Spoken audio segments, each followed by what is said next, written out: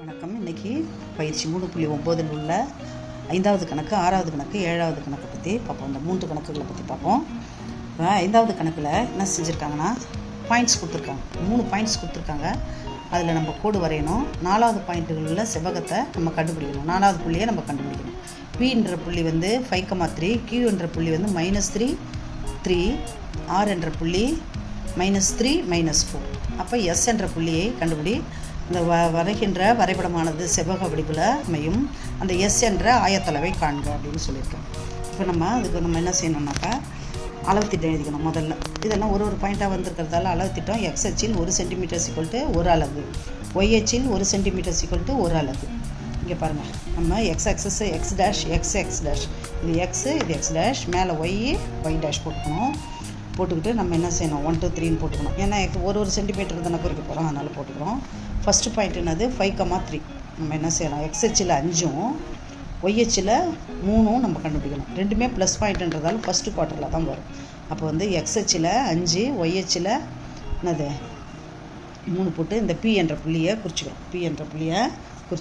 அதுக்கடுத்தது பாருங்கள், Q என்ற புள்ளி என்னது, -3 + 3. அப்போ -3 என்ற புள்ளி வந்து X டேஷில் உள்ளது, அதாவது லெஃப்ட் சைடு இருக்கும். இங்கே வந்து என்னது +3 வந்து Y அச்சில் இருக்கும். இதுக்கு நேராக Q என்ற புள்ளியை குறிச்சிடணும். அதுக்கடுத்தது R என்ற புள்ளி என்ன கொடுத்துருக்காங்க, -3 4. -3ன்னா நம்ம என்ன செய்யணும், இங்கே இருக்கிற புள்ளியை எடுக்கக்கூடாது. X அச்சில் -3 பார்க்கணும். X அச்சில் -3யும் Y அச்சில் 4ம் நம்ம பார்க்கணும். -4ம் பார்க்கணும். பார்த்துட்டா உங்களுக்கு இந்த புள்ளி கிடச்சிட்டு, நம்ம S என்ற புள்ளி, அதுக்கு ஸ்ட்ரெயிட் லைன் செவ்வகமாக போடும்போது இங்கே வந்து S என்ற புள்ளி வருது.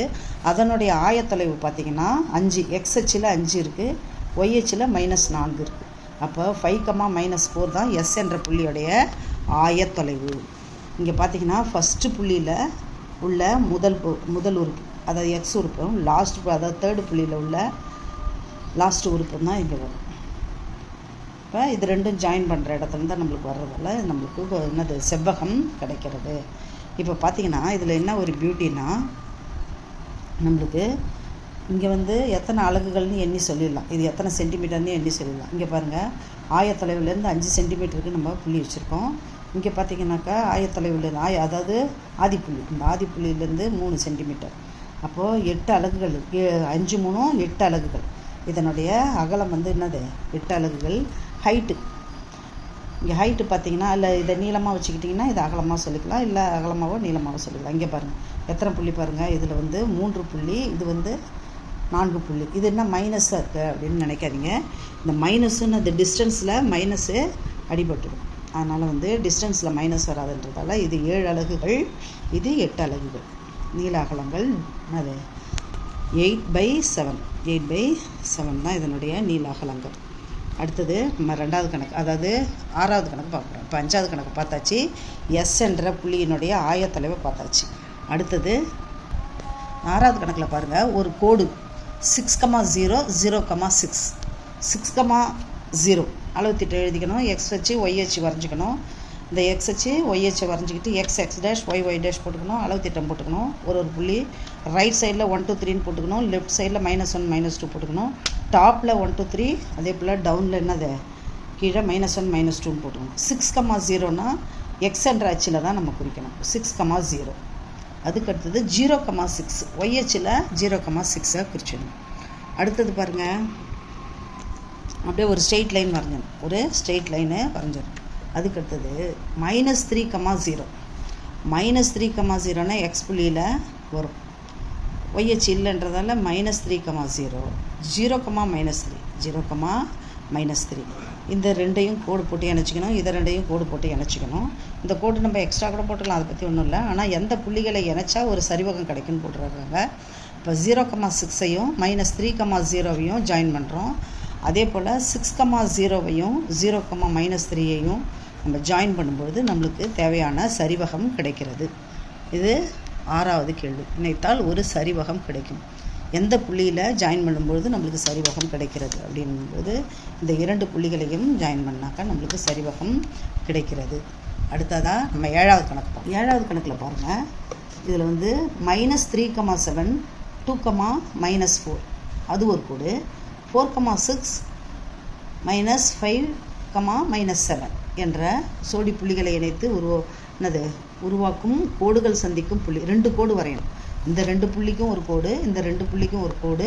இவை ஒன்றை இன்டர்செக்ட் பண்ணுது. அப்போ பண்ணும்பொழுது, அதாவது சோடி புள்ளிகளை இணைத்து உருவாக்கும் கோடுகள் சந்திக்கும் புள்ளினா ஒன்று இன்டர்செக்ட் பண்ணணும். பண்ணிவிட்டு நம்ம என்ன செய்யணும், அது எந்த புள்ளியில் வெட்டுதுன்னு பார்ப்போம். இப்போ பாருங்கள், நம்ம வந்து x dash y dash நம்ம போட்டுக்கிட்டோம். x dash y dash போட்டுக்கிட்டோம். இப்போ 4,6 -5,7 -5, இதை வந்து ஒரு கோடாக போட்டுக்கிறோம். இங்கே பார்த்தீங்கன்னா 2, -4. 2ன்றது xh புள்ளி, -4ன்றது yh புள்ளி. இது ரெண்டு இன்டர்செக்ட் ஆகுது. கிட்டத்தட்ட ஆயத்தொலைவுக்கு பக்கத்துலேயே இருக்குது. ஆதிப்புள்ளி இருக்கு இல்லையா, இந்த ஆதிப்புள்ளிக்கு பக்கத்துலேயே வெட்டுது. ஒரு பாயிண்ட்டு தள்ளி வெட்டுது. இருந்தாலும் உங்களுக்கு அதை அந்தளவுலாம் டீப்பாக போக வேணாம். நீங்கள் 0,0 என்ற ஆதிப்புள்ளியில் வெட்டுதுன்னே நீங்கள் போட்டுக்கலாம். எந்த பகுதியில் அது வந்து சந்திக்குது அப்படின்னு பார்த்தா 0,0 நம்ம என்ன செஞ்சிடலாம், இதில் போட்டுக்கலாம். 0,0 இதை நம்ம போட்டுக்கலாம். இந்த புள்ளியில் சந்திக்குது. நீங்கள் இதில் ஒரு மிஸ்டேக் மட்டும் பண்ணிவிடுவீங்க. இந்த எக்ஸ் புள்ளியை ஒய் புள்ளியாகவும், ஒய் புள்ளியை எக்ஸ் புள்ளியாகவும் நீங்கள் கன்சிடர் பண்ணிவிடுவீங்க. அதை மட்டும் கொஞ்சம் கான்சன்ட்ரேஷன் பண்ணிங்கன்னா கரெக்டாக நம்ம எந்த தவறுமே பண்ணாத செஞ்சிடலாம். Thank you children. அடுத்த கணக்கில் நம்ம சந்திக்கலாம்.